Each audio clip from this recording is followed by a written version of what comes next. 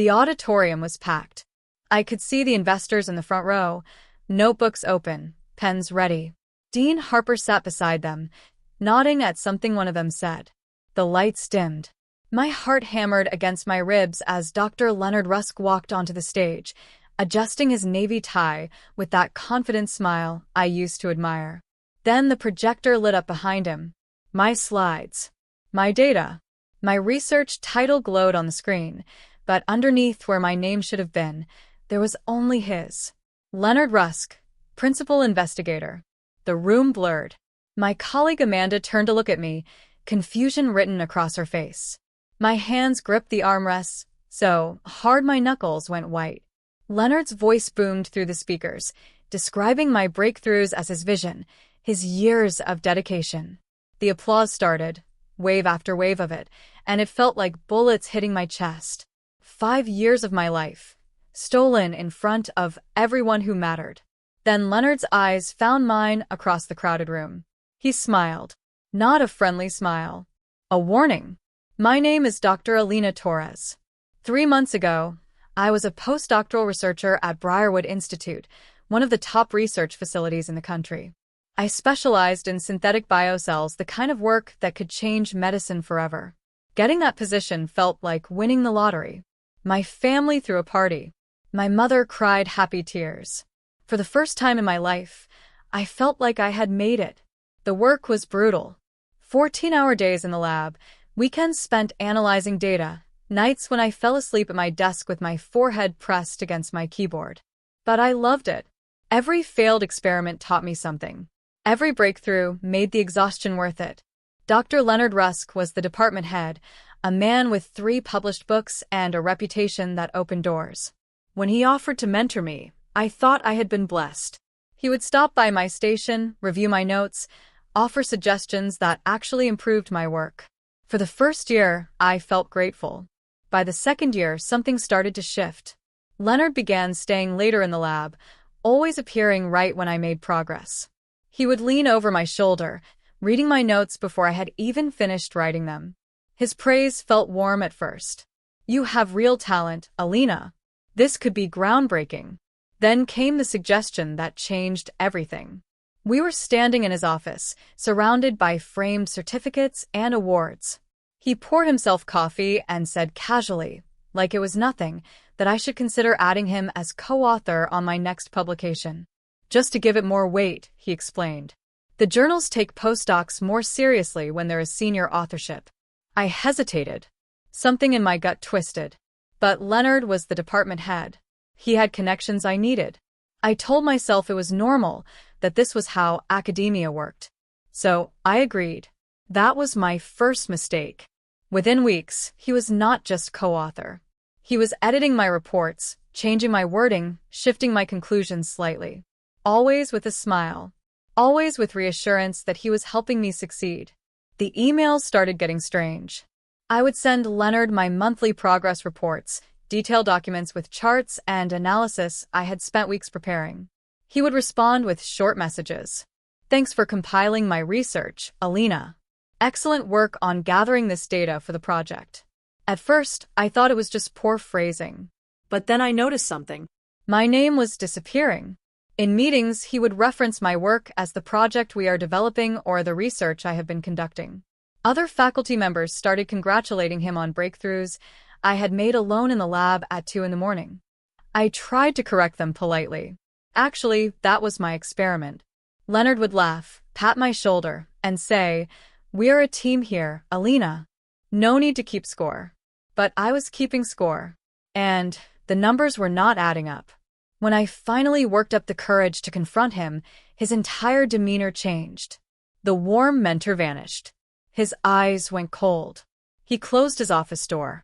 Leonard leaned back in his chair, fingers steepled under his chin. "Alina, I think you are misremembering how this project started. I brought you onto my research team. You have contributed, yes, but this was my vision from the beginning." My mouth went dry. That was not true. I had pitched this project to him. I had written the initial proposal. But when I tried to explain, he cut me off. "You are young. You do not understand how academia works yet. Credit goes to the person who secures the funding, who has the reputation to publish. I felt like I was sinking. Over the next week, I noticed my colleagues avoiding me. Amanda would not meet my eyes in the hallway. When I asked her what was wrong, she whispered, "Leonard said you have been struggling lately. Maybe do not make trouble." Then came the call from Human Resources. They needed to see me immediately. I walked into that office with my stomach in knots. The HR director, a stern woman named Patricia, slid a folder across the desk. "We have received concerns about your conduct, Dr. Torres. Specifically, possible data tampering." I stared at the folder like it might explode. Data tampering? I had never falsified anything in my life. Patricia opened the file. Inside were printed emails, highlighted passages that made me look careless, incompetent. Timestamps that did not match my memory. One email appeared to show me admitting to cutting corners. I had never written those words. "This is not real," I said, my voice shaking. "Someone altered these." Patricia's expression did not change. "We take these accusations very seriously. Until the investigation concludes, your lab access is suspended." I stumbled out of that building in a daze. My keycard had already been deactivated. I sat in my car in the parking lot and cried until my throat was raw. 5 years of work, gone. My reputation destroyed. Then my phone buzzed. An unknown number. The message was short. "If you want to fight back, save everything." I stared at those words for a long time. Then I started taking screenshots of every email, every file, every piece of evidence I still had access to on my personal accounts. The next message came 2 days later. "Meet me in the basement archive room. 3rd floor is being watched." I almost did not go. It could have been a trap. But desperation makes you brave. I found Isha waiting among the dusty file cabinets. She was a lab technician, quiet, someone I had barely spoken to. She handed me a flash drive. "Leonard has done this before," she said. 3 years ago, a researcher named Carlos published work that was not his. Leonard buried him. Carlos left science entirely. My hands trembled as I took the drive. "Why are you helping me?" "Because someone should have helped Carlos." We started meeting in secret.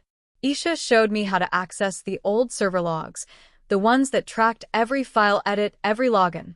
We copied everything to external drives, hiding them in different locations. One afternoon, Leonard appeared in the archive room doorway.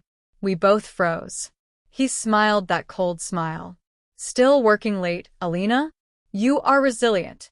I will give you that." His hand brushed against my open laptop as he passed. Casual but deliberate. After he left, I checked my system. A new administrator access log. Leonard Arendesverman. He was watching everything I did. The isolation was the worst part. Words spread fast in academic circles. Unstable. Difficult. A liability. Dean Harper stopped responding to my emails. My research group was quietly reassigned to another project. Even Amanda, who I had considered a friend, crossed the street to avoid me. I spent my evenings in my apartment, staring at walls, feeling my career crumble. "They took my work," I whispered to the empty room. "Then they took my name." But Isha kept digging. One night, she sent me a document I had forgotten existed.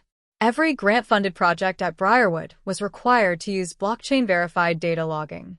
It was an old policy, implemented years ago after a scandal. Every experiment, every data entry was time-stamped and encrypted. Unchangeable. Permanent. My heart started racing. If we could access those logs, we could prove who really did the work. I logged into the system that night. The blockchain ledger loaded, showing years of entries. My name appeared hundreds of times, linked to experiments Leonard was now claiming as his. I was about to download the full report when the screen went black. Access denied. My login had been disabled. Leonard was tightening his control. I called Isha in a panic. He locked me out. She was quiet for a moment. "There is another way." Before the blockchain system, everything was backed up on physical hard drives. Old school. They are stored in the tech department. I drove to campus that night. My old keycard would not work on the main doors, but I knew a side entrance that was always propped open by smokers. I made it to the tech storage room. Rows of labeled drives lined the shelves, organized by year. I found mine. The drive from my first year at Briarwood, before Leonard started taking over. I grabbed it and ran. At home, I plugged it in with shaking hands. Files loaded slowly. Lab notes, raw data, video logs from the equipment. All of it timestamped and tied to my student ID. This was proof. This was everything. Then I checked my campus locker the next morning. The drive I had left there as a backup was gone. My office had been searched. Papers scattered. Drawers pulled open. The security footage, according to the campus police, had mysteriously corrupted. I sat among the broken glass and scattered papers, too tired to cry. "You really think you can erase me?" I said to the empty room. My phone rang. Isha. I found something. She met me at a coffee shop 3 blocks from campus. From her bag, she pulled another hard drive, older and dustier than the one I had retrieved. "You made a backup 3 years ago. You probably forgot. You labeled it Personal Archive and left it in a shared grad student storage." I took it like it was made of gold. That night, we rebuilt everything. Emails, data logs, video footage of me running experiments alone at midnight. We created a timeline that proved beyond doubt that every major breakthrough Leonard was claiming had originated from my work. Patterns emerged. Leonard always took credit exactly 6 months after I filed preliminary results. Always after the grant money was secured. Always when it mattered most. Then Isha warned me. "Leonard is talking to his lawyer. He is planning to sue you for defamation, claiming you are spreading lies to damage his reputation." The trap was closing. But now I had the key to spring it open. Leonard called a meeting. Private, high stakes. The dean, 3 investors, and the university legal counsel would be there. The official reason was to address concerns about laboratory security and research integrity. The real reason was to bury me permanently. I received a formal invitation to attend and defend myself. My first instinct was to refuse. Why walk into an ambush? But then I realized this was my chance. Leonard wanted me in that room so he could humiliate me one final time. He had no idea I was ready. I accepted the invitation. Isha helped me prepare. We encrypted the evidence files and uploaded them to a secure server. I practiced my presentation until my voice stopped shaking. The night before the meeting, I barely slept. I kept replaying every moment of the last 5 years. Every time I had stayed silent when Leonard took credit. Every time I had told myself it was not worth fighting. Those days were over. When I walked into that conference room, Leonard was already seated at the head of the table, looking confident and composed. He smiled at me. "Alina, thank you for coming. Let us clear this up quickly so we can all move forward." I played the part he expected. I apologized. I said maybe I had been under too much stress. Maybe I had misunderstood how collaborative research worked. Leonard nodded along, magnanimous and forgiving. The dean looked relieved. The lawyer seemed ready to close the file. Then I asked if I could send everyone a document I had prepared. A timeline of my work, just for clarity. Leonard waved his hand dismissively. "Of course. Whatever helps." I sent the email. Attached was a single encrypted file. One of the investors, a sharp-eyed man named Vincent Vega, opened it on his laptop. His expression changed immediately. "Dr. Rusk," he said slowly, "can you explain why your data signatures predate your own employment contract?" The room went silent. Leonard blinked. "What are you talking about?" Vega turned his laptop around. The blockchain ledger was displayed, showing timestamps, author IDs, and experiment logs. Every major finding Leonard had presented, as his own, was authored by me. Months, sometimes years, before he claimed to have started the research. Leonard's face lost its color. That must be an error in the system. But Vega was already opening another file. Emails. Lab videos. Notes in my handwriting. Leonard stood up, his chair scraping loudly against the floor. "This is absurd. She is clearly manipulating data to discredit me." Dean Harper looked confused. "Leonard, these are blockchain records. They cannot be altered." I stayed quiet. I did not need to say anything. The evidence spoke for itself. Vega kept clicking through files. Every timestamp matched. Every experiment tied back to my student ID, my keycard access, my equipment login. There were even video logs showing me alone in the lab, running the exact procedures Leonard had described as his own innovation. One of the other investors leaned forward. Dr. Rusk, why does the metadata show Dr. Torres working on these experiments at 2 in the morning while you were logged out of the building? Leonard tried to recover. She was working under my supervision, following my protocols. Vega pulled up an email. This is from Dr. Torres to you, pitching the initial concept for the synthetic biocell project. You responded that it was interesting but unfeasible. Then 6 months later, you presented it as your own idea to the grant committee. The room was suffocating. The lawyer was typing furiously. Dean Harper finally spoke. Leonard, I think we need to pause this meeting and conduct a full audit. Leonard's voice rose. You're going to believe some disgruntled postdoc over me? I have been at this institution for 15 years. I have brought in millions in funding. One of the investors, a woman named Kara, spoke up. Dr. Rusk, I am more concerned about where our funding actually went. If Dr. Torres conducted this research, why is your name on all the patents? The room erupted. Questions flew from every direction. Leonard tried to answer, stumbling over his words. I watched him unravel. There was no satisfaction in it, just a quiet, exhausted relief. This was not revenge. This was just the truth finally being seen. The meeting ended with Leonard being escorted out by campus security while the audit was arranged. As he passed me, he leaned close.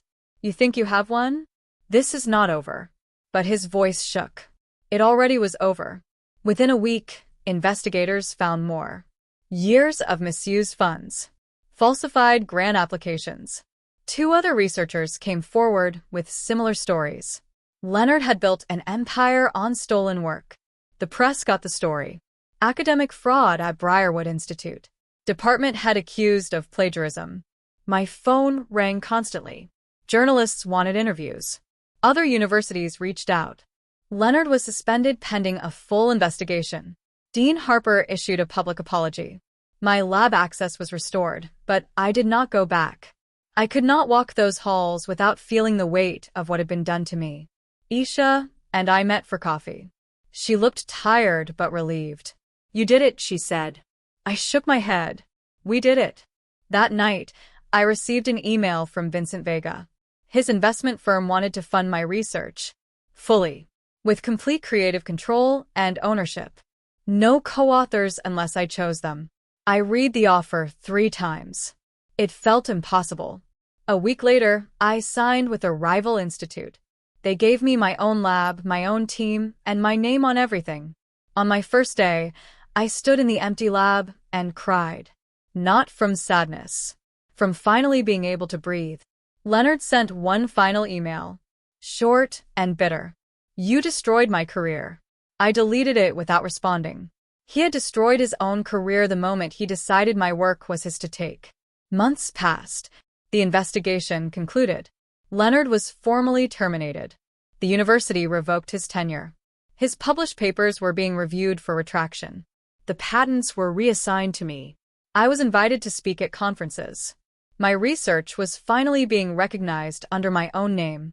Journalists called it a victory for integrity in science. But it did not feel like victory. It felt like survival.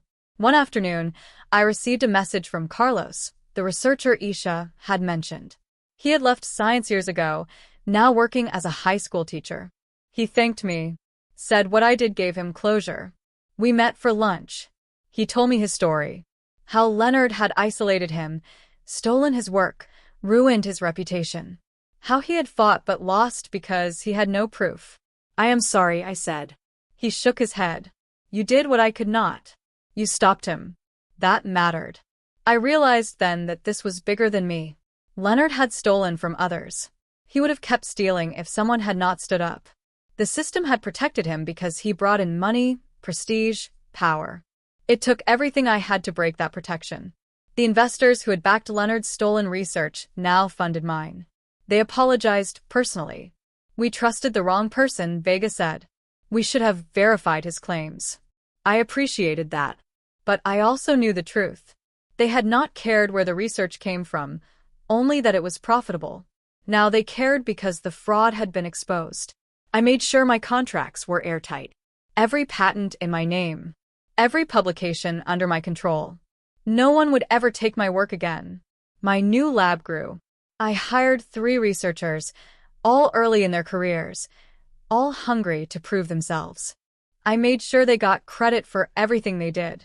One of them, a young woman named Priya, reminded me of myself 5 years ago. Brilliant but unsure. Afraid to take up space. I told her the same thing I wish someone had told me. Your work matters. Your name matters. Do not let anyone convince you otherwise. She smiled, and I saw a little bit of that fear fade. That felt more important than any award. Leonard tried one last time to discredit me. He leaked parts of my research to a competitor, hoping to make it look like I was the one stealing. But the timestamps and blockchain records protected me. The competitor contacted me directly, apologized, and returned everything. Leonard's final act of sabotage became more evidence of his guilt. The university held a press conference. Dean Harper stood at a podium and announced new policies to prevent research theft. Blockchain verification would be mandatory. Postdocs would have protected authorship rights. Whistleblower protections would be strengthened. I watched from the back of the room. It felt hollow. These policies should have existed all along. How many others had been buried before me? How many had given up because the fight seemed impossible? After the press conference, Dean Harper approached me. Dr. Torres, we would like you to consider returning to Briarwood. We can offer you a faculty position. I looked at him. The man who had ignored my emails when Leonard was destroying me. The man who had believed lies over evidence. No, thank you, I said. I am happy where I am. I returned to the auditorium where it all began. Not as a victim this time. As the keynote speaker at the annual research summit. The same investors sat in the front row. The same seats where they had applauded Leonard's theft. I walked onto that stage, my hands steady. Behind me, the screen displayed my research.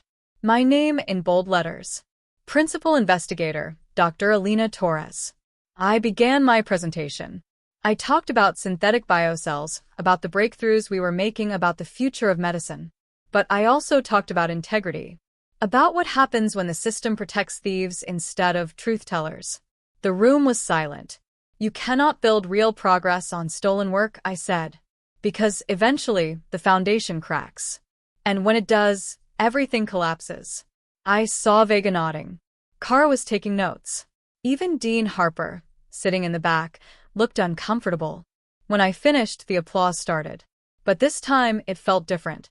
Not because they were celebrating stolen work. Because they were finally hearing the truth. I stepped off the stage and walked past the seat where I had sat that horrible day. The seat where I had watched my life's work stolen in front of everyone. After my talk, several young researchers approached me. They thanked me. Some shared their own stories of being exploited, their work taken, their voices silenced. I listened to every one of them. I gave them my contact information. I told them they were not alone. One young man, barely older than a graduate student, said something that stayed with me. I was going to quit. But watching you fight made me think maybe I could too. That was when I realized what this had really been about. Not revenge. Not even justice, though that mattered. It was about refusing to disappear. About saying, I was here. I did this work. You cannot erase me. Leonard had tried to erase me. The system had tried to erase me. But I had refused to let them. And now, others were learning they could refuse too. That night, I sat in my apartment, looking at the walls I had stared at during the worst days. Back when I thought my career was over. When I thought I had lost everything. I had lost something. The naive belief that hard work alone was enough. The trust that institutions would protect the truth. But I had gained something too. The knowledge that I could survive the worst they could throw at me. That I could fight back. That my voice mattered. I opened my laptop and checked the news. Leonard's name was trending, but not for the reasons he had once hoped. The articles detailed the investigation findings. 6 researchers over 10 years. Millions in misappropriated funds. A pattern of theft, manipulation, and fraud. He had released a statement through his lawyer. Denied everything. claimed he was the victim of a conspiracy. No one believed him. The evidence was too overwhelming. The blockchain records, the emails, the testimonies from other victims. His empire had not just collapsed. It had been exposed for the fraud it always was. I closed the laptop. I did not need to keep watching his fall. It was enough to know that he could not hurt anyone else. That night, I slept better than I had in months. No nightmares about stolen work. No anxiety about being erased. Just peace. The kind that comes from knowing you stood up when it mattered. That you fought when it would have been easier to disappear. That you won not because you wanted revenge, but because you refused to let them win. 6 months after the keynote speech, my research was published in the top journal in my field. My name, my work, my discoveries. The response was overwhelming. Other institutions reached out. Awards were discussed. But the moment that mattered most was smaller. Priya, my researcher, published her first solo paper. I watched her present it at a conference. Confident, proud, taking up space. No one tried to steal her credit. No one diminished her contribution. Because the rules had changed. Not everywhere, not perfectly, but enough. After her presentation, she found me in the hallway. "Thank you," she said, "for showing us it was possible." I hugged her. That was what Leonard never understood. You cannot build a legacy on stolen work. Because eventually someone will find the truth. And when they do, everything you built disappears. But when you build something real, with your own hands, your own mind, that lasts. That changes things. I thought about Carlos, working as a teacher now. About Isha, still fighting in her own quiet way. About all the others who had been silenced. We had not just stopped Leonard. We had changed the conversation. Leonard tried one final appeal. His lawyer argued that the evidence against him was circumstantial, that the blockchain records could have been manipulated, that the other victims were conspiring against him. The hearing lasted 3 hours. I did not attend. I did not need to. The evidence spoke for itself. The appeal was denied. Leonard's termination was upheld. His reputation was permanently destroyed. I heard through colleagues that he had moved to another state, that he was trying to reinvent himself, claiming the investigation had been biased. But his name was poisoned now. No institution would touch him. No investor would fund him. He had built his career on theft. And now he had nothing. I felt no joy in that. Just a quiet sense of closure. He had taken 5 years of my life. 5 years of work, of sleepless nights, of breakthroughs no one saw because he hid them under his name. But he had not taken my future. I had fought for that. And I had won. The system that had protected him had finally, slowly begun to change. Whistleblower protections were stronger now. Blockchain verification was standard. Young researchers had more power to protect their work. I stood in my new lab, surrounded by equipment that bore my name on the inventory. My team worked at their stations, focused, driven, protected. This was what I had dreamed of 5 years ago. A place where good work was recognized. Where credit went to the people who earned it. Where no one had to fight just to have their name acknowledged. Priya approached with results from her latest experiment. Her eyes were bright with excitement. I reviewed her data, asked questions, offered suggestions. But I never once implied the work was mine. Because it was not. It was hers. That night, I received an email from Vincent Vega. His firm wanted to increase their investment. They were impressed with our progress. But more than that, they were impressed with our integrity. "We want to fund research we can trust," he wrote. "You have built that." I smiled. 5 years ago, I had walked into Briarwood Institute believing that good work would speak for itself. I had learned the hard way that it did not. That you had to fight for your voice to be heard. That systems protected power, not truth. Unless you forced them to change. I returned to that auditorium one final time. Not to speak. Just to sit in the seat where it had all started. The seat where I had watched Leonard steal my work in front of everyone who mattered. The room was empty now. Quiet. I closed my eyes and remembered that feeling. The helplessness. The humiliation. The certainty that I had lost everything. Then I opened my eyes. I had not lost everything. I had lost Leonard's version of my story, the one where I was invisible, where my work belonged to whoever had more power. But I had kept my own version, the true one, the one where I fought back, where I refused to disappear, where I won. I stood up and walked toward the stage. My footsteps echoed in the empty space. I climbed the steps and stood where Leonard had stood that day, where he had smiled at me like he had already won. I spoke to the empty room. You built your future on my research. I just reclaimed it. My voice was steady, calm, free. because I was no longer the person who sat in that chair, watching her life's work stolen.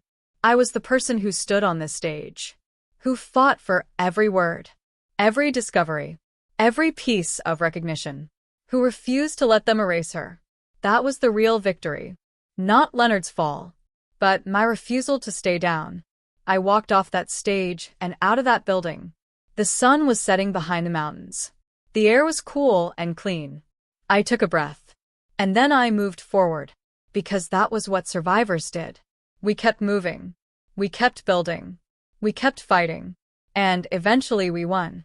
Not because the system was fair, but because we refused to accept that it was not.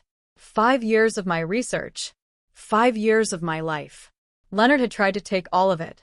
But in the end, he had taken nothing that mattered. Because the work was still mine. The discoveries were still mine. The future was still mine. And no one could ever steal that again.